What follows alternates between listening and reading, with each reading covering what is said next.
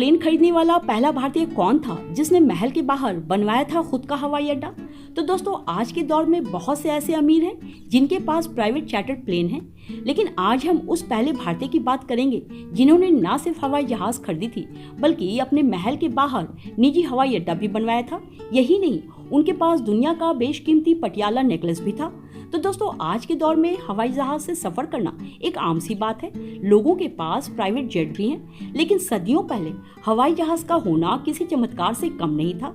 जबकि आज के जमाने में दोस्तों दुनिया के बड़े कॉर्पोरेट घराने अरबपति अपने वक्त को बचाने के लिए चार्टर प्लेन या निजी जेट का ही इस्तेमाल करते हैं। दोस्तों भारत के कई दिग्गज बिजनेसमैन और सेलिब्रिटीज के पास अपने निजी विमान तक हैं, लेकिन दोस्तों भारत में चार्टर प्लेन और निजी विमान रखने की परंपरा सदियों पुरानी है। तो दोस्तों सवाल ये है कि आखिर किसने सबसे पहले भारत में खुद का हवाई जहाज खरीदा था?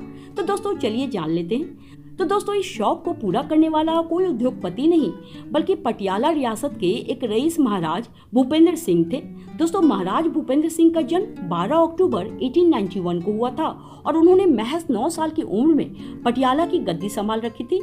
और साल 1910 में जब दुनिया में एविएशन टेक्नोलॉजी की शुरुआत हो रही थी, उस जमाने में महाराज भूपेंद्र सिंह ने 7 समंदर पार फ्रांस से अपने लिए हवाई जहाज मंगवाया था। दोस्तों उन्होंने न सिर्फ हवाई जहाज खरीदा था बल्कि वो इतने आधुनिक विचारों वाले थे कि उन्होंने अपने महल मोती बाग पैलेस के ठीक बाहर एक प्राइवेट हवाई पट्टी और रनवे भी तैयार करवाया था।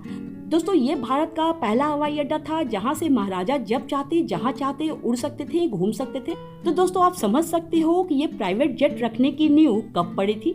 दोस्तों प्राइवेट चार्टर्ड जेट रखने के इस शौक से जाहिर होता है कि वो उस जमाने के कितने मॉडर्न अमीर थे।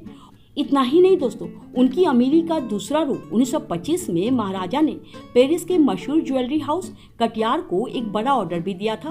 उन्होंने खजाने में से बेशकीमती रत्न और हीरे देकर एक ऐसा हार बनाने को कहा जो कि दुनिया में बेमिसाल हो।